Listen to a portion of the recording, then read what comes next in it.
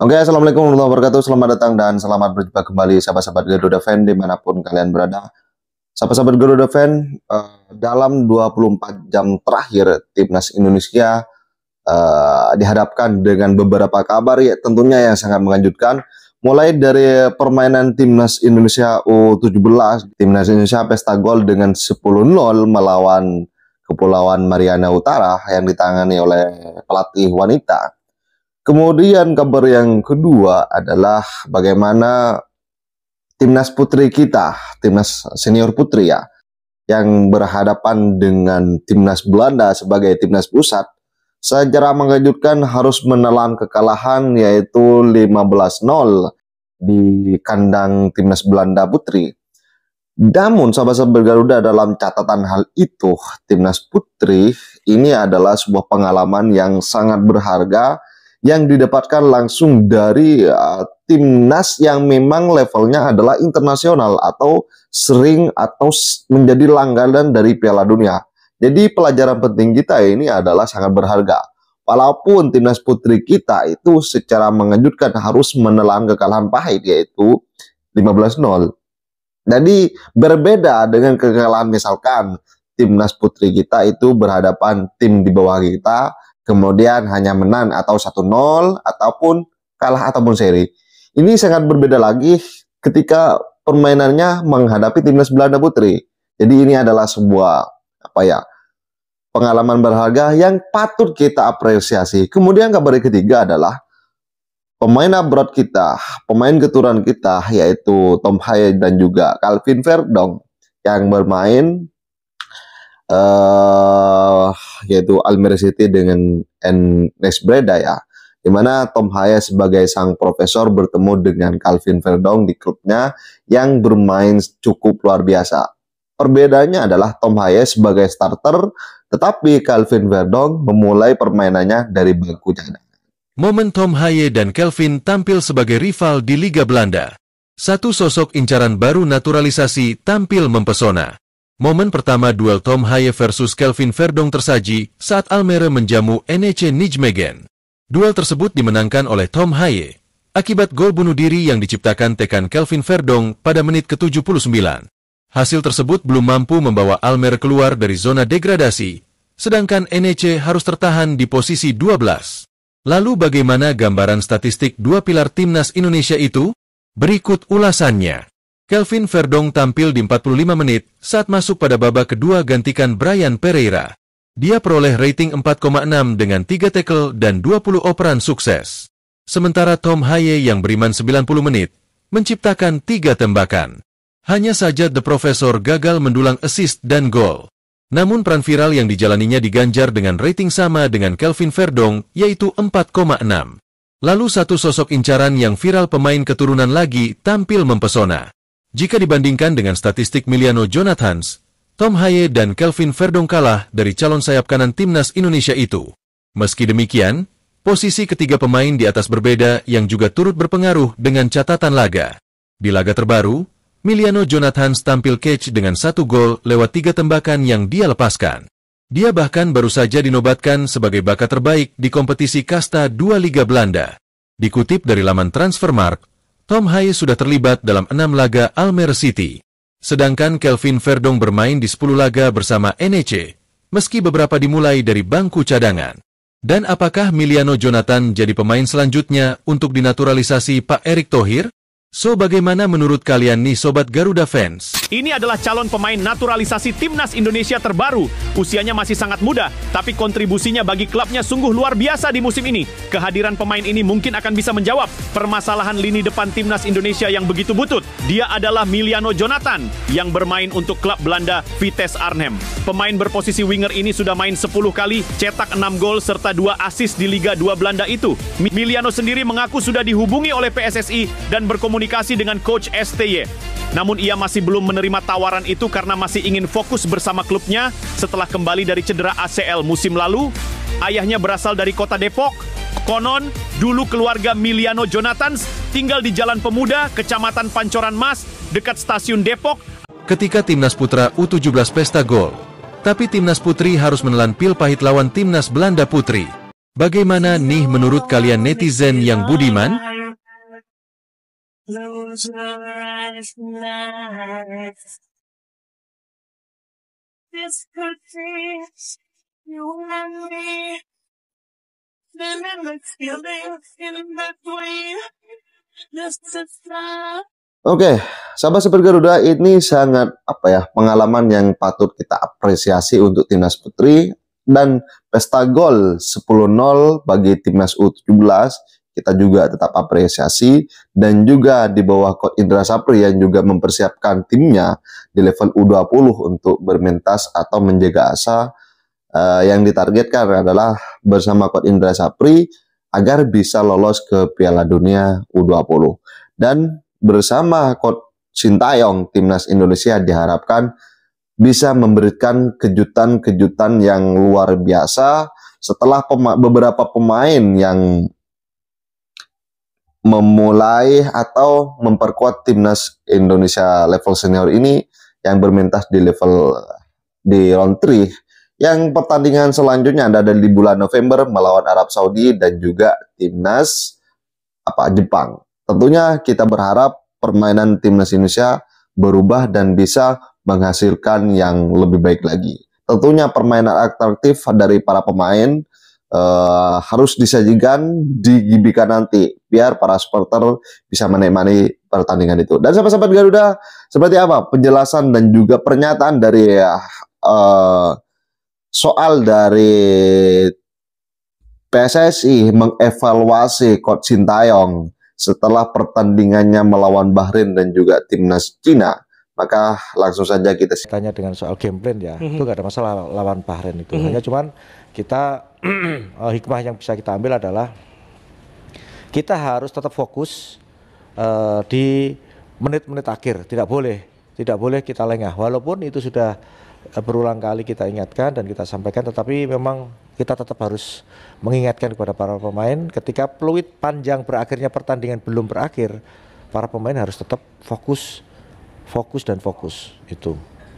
Terus yang kedua, karena ini kejadian Bahrain Indonesia yang boleh dikatakan merugikan kita dari perangkat wasit, upaya-upaya yang kami lakukan tentu supaya tidak terjadi seperti itu. Kita ini kan ada MCM. Jadi satu hari sebelum pertandingan selalu ada MCM. Nah, di situ di forum itulah kita harus sampaikan ke referee asesor hal-hal yang kira-kira menjadi catatan kita. Contoh misalkan perangkat pertandingan yang tidak fair play dan ada kecenderungan menguntungkan salah satu pihak. Nah, itu kita ingatkan betul agar supaya paling tidak kita ada jaminan dari referee asesor, karena kan dia yang mengawasi itu pertama. Terus yang kedua, yang tidak kalah penting adalah kita tetap harus mengingatkan kepada para pemain. Itu utama sekali ke para pemain, karena kuncinya walaupun wasit mau nambah berapa menit pun, kalau para pemain itu betul-betul dia tetap menjalankan konsisten dengan yang namanya fokus, saya yakin hasilnya pasti akan baik. Jadi upaya-upaya itu sudah kita lakukan dan sudah selalu kita ingatkan ke para pemain. Menarik Pak Marji, berarti di luar kontroversi, Pak Marji sendiri mengakui bahwa ada hilang fokus dari pemain di menit-menit akhir gitu ya Pak ya. Dan itu pun Coach Sin pun juga menilai hal yang sama atau sama itu sebagai evaluasi kita. Itu sebagai evaluasi kita, dan ketika kita di Bahrain, di Cina, kita evaluasi pertandingan Indonesia lawan Bahrain, ya disampaikan ke seluruh pemain, disampaikan ini loh kesalahan kamu, disampaikan. Jadi supaya koreksi itu juga harus benar-benar langsung tepat sasaran gitu, seperti itu. Oke. Setelah melawan Bahrain, berikutnya kita melawan China. Kita tandang ke China gitu ya, ke China. Nah, ekspektasi tinggi Pak. Betul. Bahkan sebelum melawan Bahrain pun juga memang tidak bisa dipungkiri ekspektasi masyarakat itu terhadap timnas sudah mulai meningkat gitu ya, seiring dengan banyak pemain yang bergabung gitu. Pada akhirnya lagi-lagi dapat cobaan nih timnas. Harus menelan kekalahan. Ya, betul. Pandangan Pak Marji? Begini ya, memang situasi di tim itu memang harus bisa mengelola hati, harus bisa menjaga hati secara keseluruhan di tim.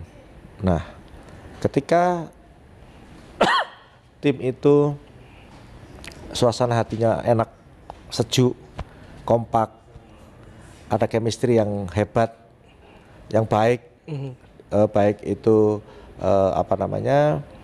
pemain, baik itu official, semuanya lah di tim itu. 50 orang dibawa, semuanya kompak, semuanya terbangun chemistry yang baik, itu pasti akan membawa hasil yang baik. Nah, sehingga kalau kita berbicara Cina lawan Indonesia, memang kita luar biasa. Kita luar biasa. Bisa dilihat kita penguasaan bola juga luar biasa. Tapi kembali lagi bahwa mengelola hati itu penting gitu di tim itu, supaya hatinya betul-betul enak semuanya, nyaman semuanya, senang semuanya, happy semuanya, dan mereka betul-betul termotivasi kepingin membela bangsa dan negaranya dengan sepenuh hati. Nah, itu penting sekali. Maka saya perlu juga menyampaikan kaitannya dengan kenapa kok kita ini lawan Cina kalah, taktik, strategi semua udah dijalankan. Semua udah dijalankan oleh Coach Sintayong. Tim kepelatihan juga sudah luar biasa menganalisa bagaimana permainan tim lawan kita, Cina, sudah sangat luar biasa.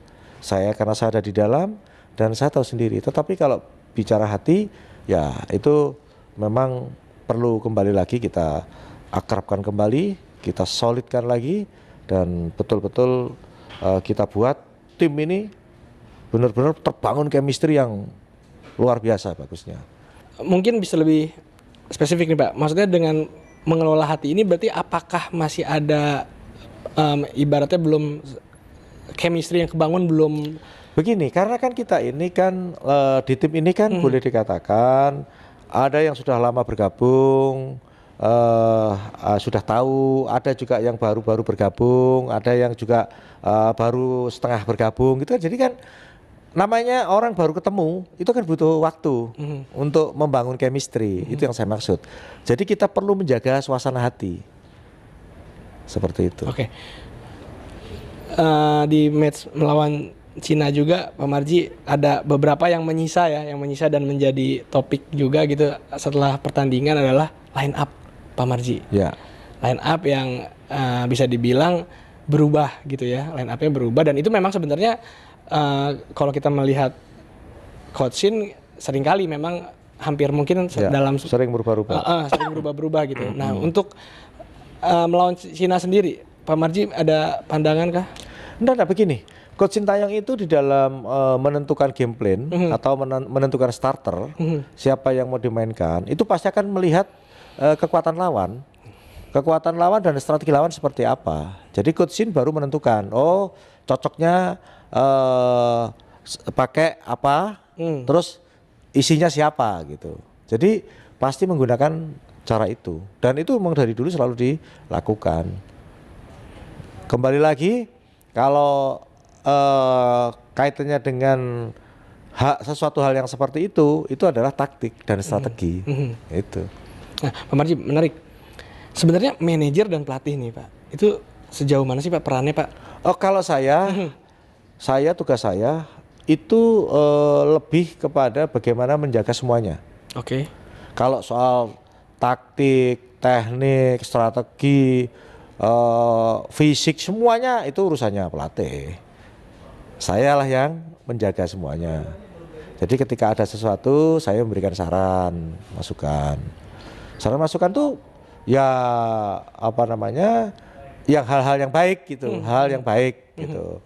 Contoh misalkan kalau ada makanan yang kurang bagus, yang kurang pas, ya itu tugas saya harus menyampaikan ke pihak manajemen hotel atau mana atau yang lain-lain. Contoh misalkan kayak kendaraan kurang bagus atau ada sesuatu yang ini ya macam-macam lah, banyak sekali lah.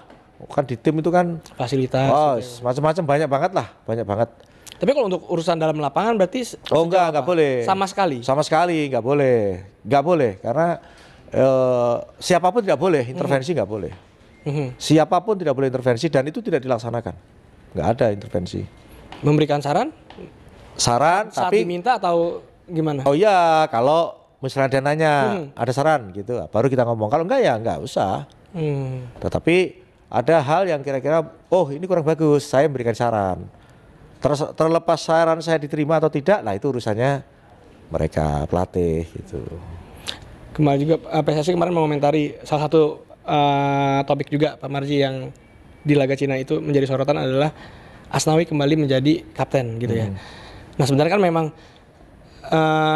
mungkin agak bias nih, apakah memang kapten timnas itu masih Asnawi dan kemarin itu di saat Asnawi tidak tampil maka diserahkan ke Jai Ijes gitu ya, atau seperti apa Pak Marji? Yang Jadi Pak Marji begini. tahu itu kapten timnas berarti siapa nih? Ya jadi begini ya, kita bicara kapten. Saya selalu saya sering aja diskusi ngobrol dengan Asnawi berkaitan dengan hal soal ban kapten. Saya juga lebih sering bicara sama Jaides. Jadi mereka berdua itu tidak ada masalah gitu. Siapapun yang jadi kapten tim nggak ada masalah. Yang penting siapapun jadi kapten itu harus bisa jadi leader, bisa ngayomi 11 pemain yang saat itu bermain. Sehingga kalau kemarin kenapa kok Asnawi bukan Jai? Karena Asnawi starter dan itu adalah pertimbangan strategi dan taktik daripada pelatih. Jadi menentukan itu seperti itu. Tapi sejauh ini kapten tim nasional itu adalah masih Asnawi, Pak Marji. Kan kalau kapten tim itu kan bisa sewaktu-waktu berubah. Jadi contoh nih misalkan pagi kita berkewajiban untuk mengirim daftar pemain ke AFC, kan begitu? Sebelum pertandingan kan, pagi sampai dengan siang tuh, misalnya jam 1 lah maksimal. Itu kan harus tentukan. Ini yang starter siapa, yang line up siapa, A, B, C, D. Oh ya udah, ini kaptennya ini. Gitu. Berikutnya lagi, kalau misalkan dua-duanya main nih, tergantung penilaian. Tergantung penilaian daripada pelatih. Siapa yang mau dijadikan kapten tim.